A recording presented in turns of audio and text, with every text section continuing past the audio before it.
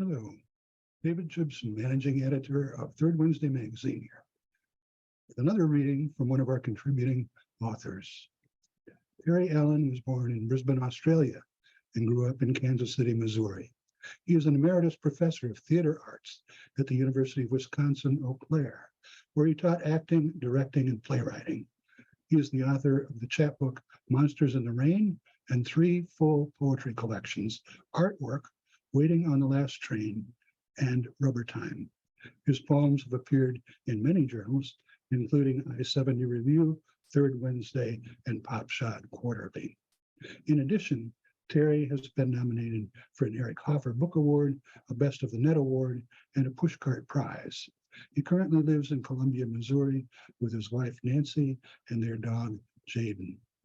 Terry's newest book, Rubber Time, is from Kelsey Books and is available from the Kelsey website and at Amazon.com. Now, let's welcome Terry Allen.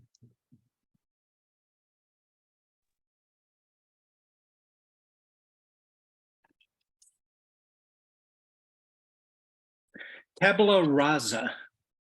I told my wife that the times I seem to see the face of God is when I look into the face of our dog, a coonhound with soulful eyes lit with unconditional love and warmth. And it's not the God of the Old Testament, the God with the terrible swift sword, the God who did a whole lot of smiting and smoting of those who had sinned against him, causing some collateral damage, of course, like all the air-breathing land animals on planet Earth that died in the great cataclysmic flood that spared Noah, his wife, their 3 sons, and their wives, plus about 7,000 pairs of lucky animals chosen because they simply lived close by and were available. And so I like to think that there must have been a couple of hounds on board who jumped off the boat when the waters finally receded and ran to a large rock, sniffed, peed, stuck their snouts in the air and let out a tremendous howl of joy before chasing the 2 squirrels coming down the gangplank. This next poem is The Problem. The problem with being an actor is that people assume you're an extrovert. They don't realize that many actors are shy and that most actors find loud bars annoying and would rather sit in a corner at a party and talk with 1 or 2 people rather than being the center of attention by speaking loudly and filling the silence with constant mindless chatter, listening with only the intention of replying and wearing lampshades on their heads. Dean Martin could do his beloved drunk lounge singer character with what appeared to be a glass of booze in his hand, but was really apple juice, for hours in Vegas. And then after the show, he liked to retire to his hotel room and sit quietly by himself and relax while watching old Westerns on TV. Performing is different from living our lives. I've played many roles on stage: mental patient, wealthy sadist, swashbuckling swordsman, fragile young man hiding from the mob, elderly nursing home resident, psychiatrist, World War II Navy captain. But I'm really someone who wouldn't mind skipping the cast party this time and watching a John Ford Western, like The Searchers, one more time. This poem is Samuel Allen. Born under the Blue Ridge in the wild land of game forests and rushing waters and a cabin chinked with red mud, he came into the world of English and Irish descent, subject to King George III in that part of the realm known as the province of North Carolina. And it was in the spring or the summer of the year that the big frost fell in early May, that he furnished his own horse, rifle, and gun and went off to fight for independency. And after the whole damn hoop-de-doodle was over, he lit out west with his family to follow the deer and wild game, and came to a little fertile valley encircled by hills and decided to settle and build a cabin near a creek with plenty of cedar, spruce, and ash along its banks.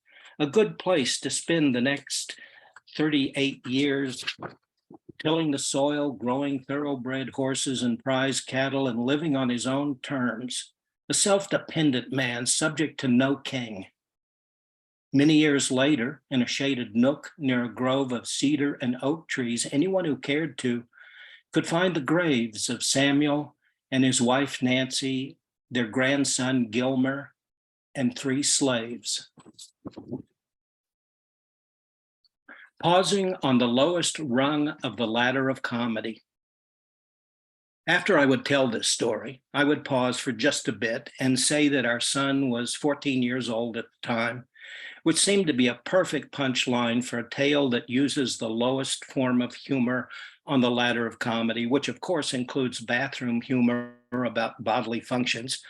However, our son was not 14, but he was old enough to talk, write in cursive, and do long division, perhaps age 3, which is absolutely true except for the cursive and long division part. And so here's the story from the beginning, unedited with all the lurid details included. "Mom, you don't have a penis," our son said when he and his mother were in the tub together and she was about to wash his hair. Instead, she stopped and decided this would be a perfect opportunity for a biology lesson. And when she started her Anatomy 101 talk, our son interrupted and said, "That's okay, I'll buy you one." Daughter of the Moon.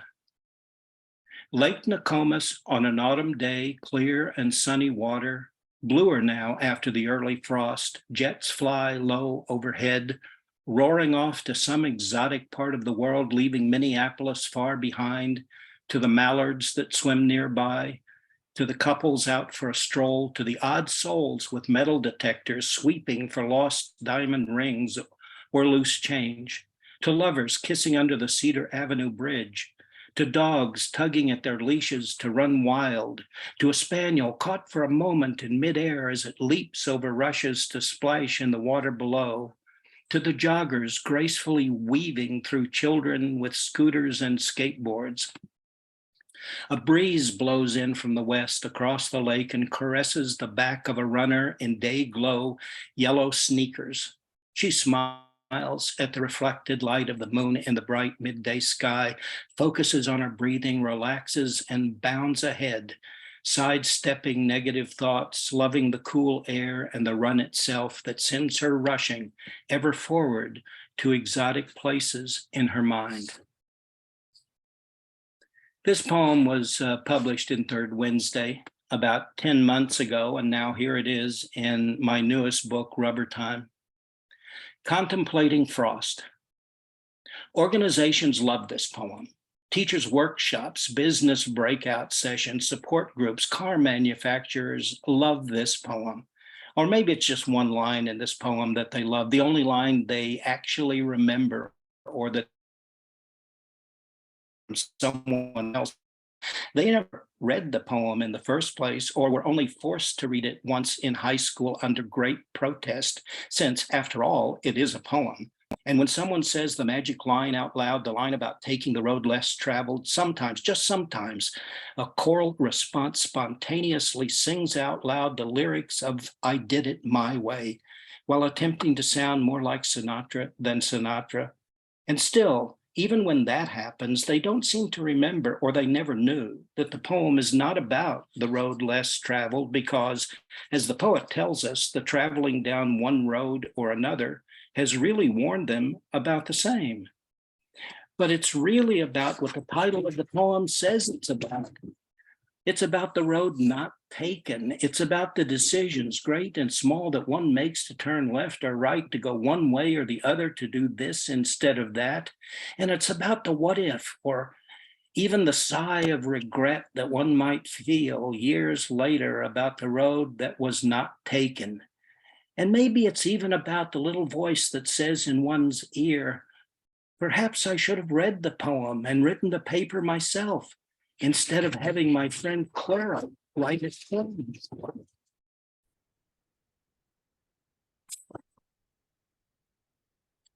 This poem is called Rubber Time. It's the title poem for my new book. It takes place in Indonesia. I lived there for 3 years and was very used to this phrase. I don't like to think of time. I can never hold on to it, she thought, as the scent of clove cigarettes mingled with burning banana leaves followed her inside a teak and rattan furniture shop on a sultry Jakarta morning. A young man trailed behind and yanked the purse strap she wore over her shoulder and across her chest, tugging so hard she almost fell into an 18-inch machete held close to her face. Something shifted, and the floor turned and the world slowed like deep sea divers 10 fathoms down in weighted belts and boots, fighting a giant squid.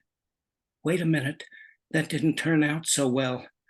John Wayne saved his rival, but was lost when the Southern Cross slipped off an underwater shelf into a deep abyss, the air supply hose ripped from his suit, she thought, as she watched the man cut the strap, run from the store, jump on a motorcycle, and speed insanely down a one-way street in the wrong direction, popping up on a sidewalk past food vendors and pedestrians, jumping into the congestion of cars, trucks, buses, and three-wheeled auto rickshaws, disappearing into some great swarm, coiling through congested streets, shifting into a disciplined, coordinated school, and shifting back to an amorphous shoal.